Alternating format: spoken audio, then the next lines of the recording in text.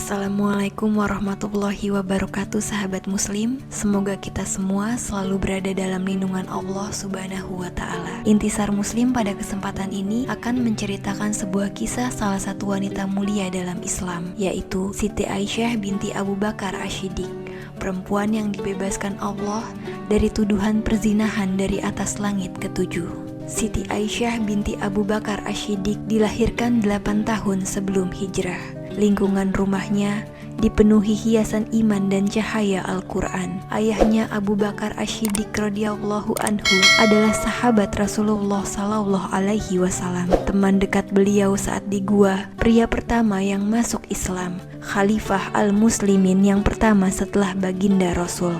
Ibundanya adalah Sayyidah Ummu Rauman binti Amir, berasal dari suku Quraisy yang mulia dan terhormat kedudukannya. Sedari kecil, Sayyidah Aisyah aktif menolong Islam. Ia selalu membantu kakaknya yang tertua, yaitu Asma binti Abu Bakar, dalam mempersiapkan makanan untuk Nabi saat beliau berdua berada di dalam gua dalam perjalanan hijrah menuju Madinah. Kehidupan baru telah dimulai dalam lembaran baru hidup Ummul Mukminin Aisyah radhiyallahu anha.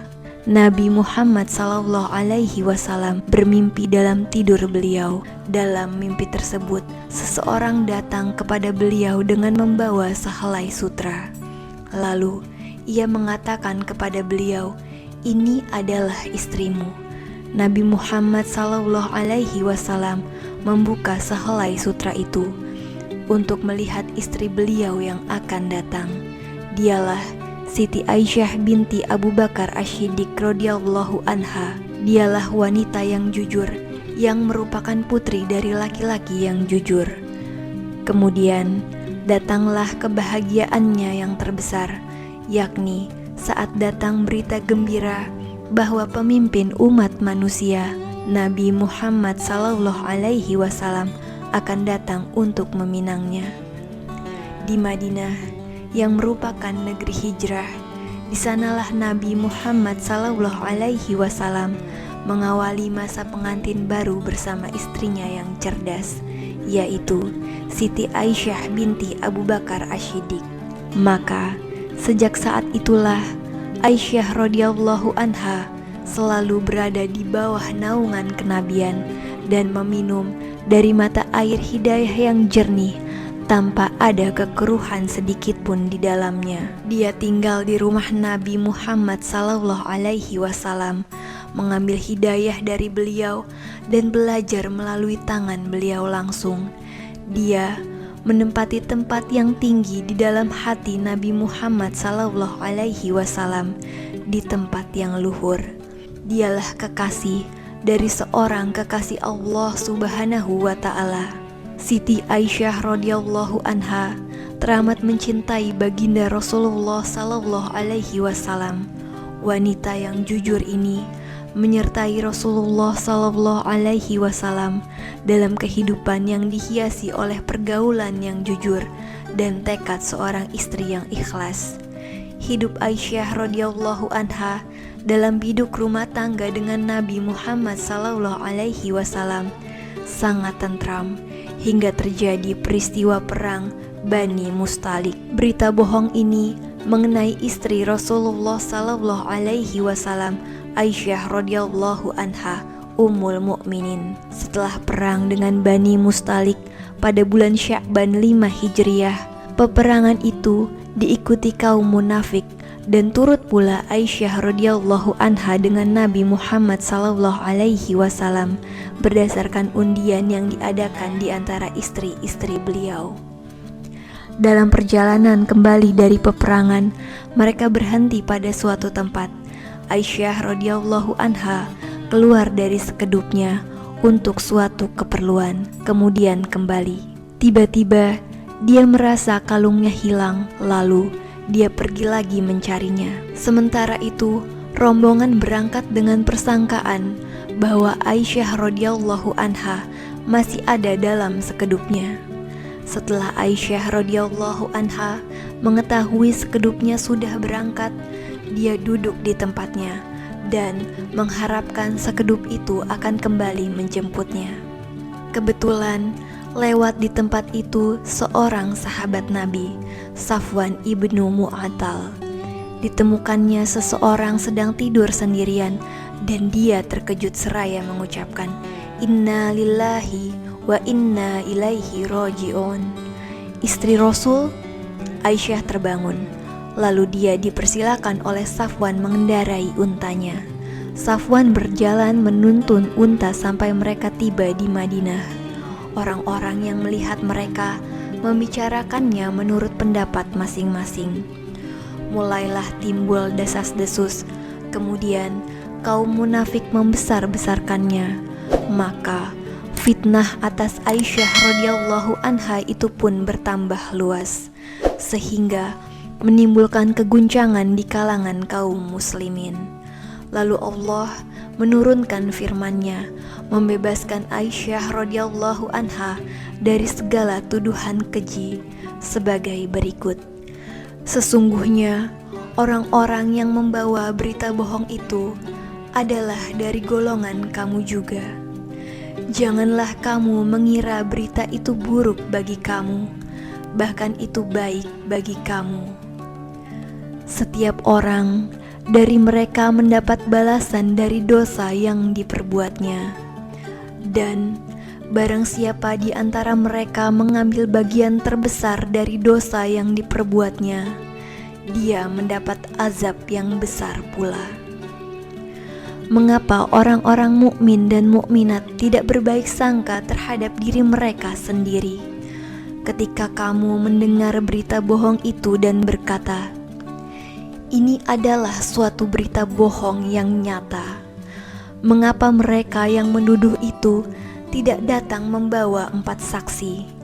Oleh karena mereka tidak membawa saksi-saksi, maka mereka itu dalam pandangan Allah adalah orang-orang yang berdusta.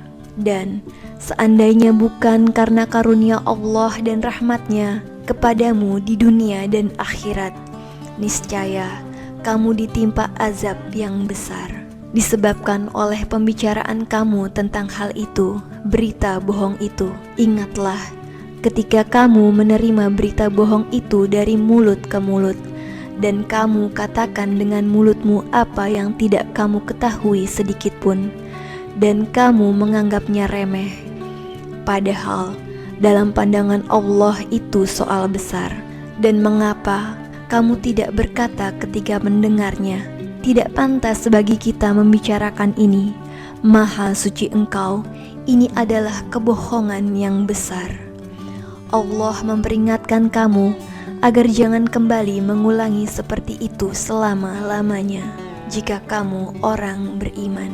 Dan Allah menjelaskan ayat-ayatnya kepada kamu, dan Allah Maha mengetahui, Maha bijaksana. Sesungguhnya orang-orang yang ingin agar perbuatan yang sangat keji itu, berita bohong, tersiar di kalangan orang-orang yang beriman, mereka mendapat azab yang pedih di dunia dan di akhirat. Dan Allah mengetahui, sedang kamu tidak mengetahui. Dan kalau bukan karena karunia Allah subhanahu wa ta'ala dan rahmatnya kepadamu, niscaya kamu akan ditimpa azab yang besar.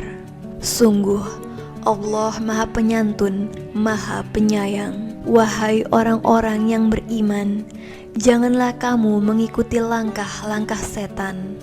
Barang siapa yang mengikuti langkah-langkah setan, maka sesungguhnya dia menyuruh mengerjakan perbuatan yang keji dan mungkar. Kalau bukan karena karunia Allah dan rahmatnya kepadamu, niscaya tidak seorang pun di antara kamu bersih dari perbuatan keji dan mungkar itu selama-lamanya. Tetapi Allah membersihkan siapa yang Dia kehendaki, dan Allah Maha mendengar, Maha mengetahui. Dan janganlah orang-orang yang mempunyai kelebihan dan kelapangan di antara kamu bersumpah bahwa mereka tidak akan memberi bantuan kepada kerabatnya, orang-orang miskin dan orang-orang yang berhijrah di jalan Allah. Dan hendaklah mereka memaafkan dan berlapang dada. Apakah kamu tidak suka bahwa Allah mengampunimu? Dan Allah Maha Pengampun, Maha Penyayang. Sungguh, orang-orang yang menuduh perempuan-perempuan baik yang lengah dan beriman dengan tuduhan berzina, mereka dilaknat di dunia dan di akhirat, dan mereka akan mendapat azab yang besar. Quran Surat An-Nur ayat 11-23. Maha benarlah Allah yang Maha Agung. Siti Aisyah binti Abu Bakar Asy-Syiddiq radhiyallahu anha, dialah kekasih dari kekasih Allah Subhanahu wa taala, Nabi Muhammad sallallahu alaihi wasallam. Dialah perempuan yang dibebaskan Allah dari tuduhan perzinahan dari atas langit ketujuh. Begitulah Aisyah radhiyallahu anha, wanita jujur yang kemuliaan selalu melekat pada dirinya. Betapa agung engkau wanita yang terpelihara dan selamat atas kemuliaan yang agung ini. Semoga Allah meridhoinya di antara orang-orang yang beruntung. Semoga kita semua dapat mengambil hikmah yang baik dari kisah ini.